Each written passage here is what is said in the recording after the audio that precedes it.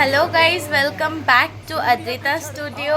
আবার অনেক দিন পর চলে আসলাম, মাঝখানে আমার কিছুদিন ভিডিও বানানো হয়নি। সো আজকে আমরা যাচ্ছি হচ্ছে একটা ভীষণ ধার্মিক জায়গায়। অনেকের মুখে শুনেছি কলকাতায় নাকি জীবন্ত কালী দেখতে পাওয়া যায়। সো এটা জানার পরে তো আমি ভীষণভাবে এক্সাইটেড হয়ে যাই। তো তারপরে ঠিক করা হয় যে আমরা দেখতে যাব জীবন্ত কালী, যেটা রয়েছে কলকাতাতে। আর আমরা বেরিয়ে পড়ব একটু পরেই। আমি, আমার মা এবং আমার মানি মানে আমার মাসি, আমরা তিনজনে আজকে যাব জীবন্ত কালী দেখতে। জায়গাটা কোথায় এবং কীরকম সেটা পুরোটা দেখার জন্যে পুরো ভিডিওটা দেখতে থাকুন। আপনাদের সব এখানে আপনি দেখতে পাবেন যে যাওয়া কোথায় জায়গাটা, এবং আমি আপনাকে পারলে মায়ের দর্শনও করাবো। সো পুরো ভিডিওটা দেখতে থাকুন।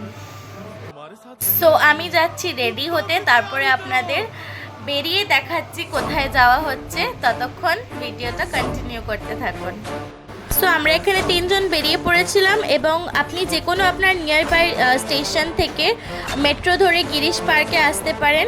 ওখান থেকে আপনি অটো পেয়ে যাবেন মানিকতলার। সেখান থেকে দুপা হাঁটলেই হোমিওপ্যাথি কলেজের পাশে দিয়ে যে গলিটা, সেই গলিটার ভিতরেই হচ্ছে আপনার মন্দিরটা। সো এটা আমরা গলি দিয়ে ঢুকে যে জায়গাটায় এলাম সেটা হলো এই মন্দিরটা। আপনি দেখতে পারেন এখানে ঠাকুরটাও ভীষণ সুন্দর, এবং শাড়িও পরানো হয়েছে খুব সুন্দরভাবে। আমার তো সবার আগে নজর ওটার দিকেই গেছে, কি সুন্দরভাবে শাড়ি পরিয়েছিল। সো এটা হলো ভিতরটা।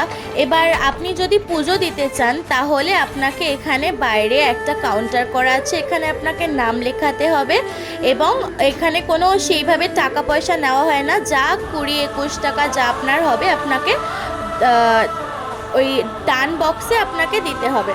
এছাড়া আলাদা করে কোনো টাকা নেওয়া হয় না।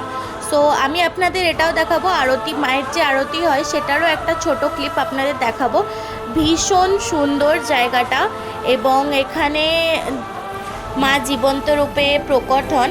তো এখানে একটি শিবলিঙ্গ আছে, এখানে আমি পুজো করছিলাম। তারপরে আমরা ওয়েটিং রুমে একটু ওয়েট করছিলাম আরতির জন্যে। কিছুক্ষণ ওয়েট করার পরেই আরতি শুরু হবে এটা বলা হয়েছিল। সো আমরা এখানে একটি ওয়েটিং রুমও আছে, আপনি চাইলে ওখানে ওয়েট করতে পারেন।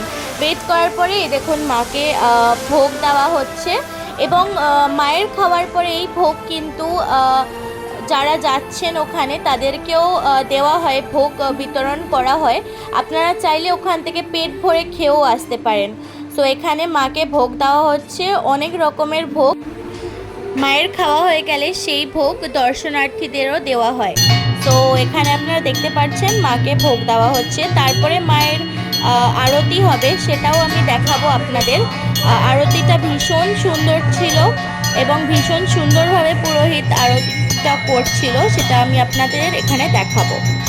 যেহেতু এখানে ভীষণ ভিড় ছিল তাই জন্যে একদম স্পষ্টভাবে আমি ঠাকুরমশাই আরতিটা তুলতে পারিনি, বাট সাইড দিয়ে আমি যতটা পেরেছি আপনাদের দেখানোর চেষ্টা করেছি। যেভাবে আরতি হচ্ছে, মাকে ভোগ দেওয়া হচ্ছে, সেটা আমি আপনাদের দেখানোর চেষ্টা করেছি।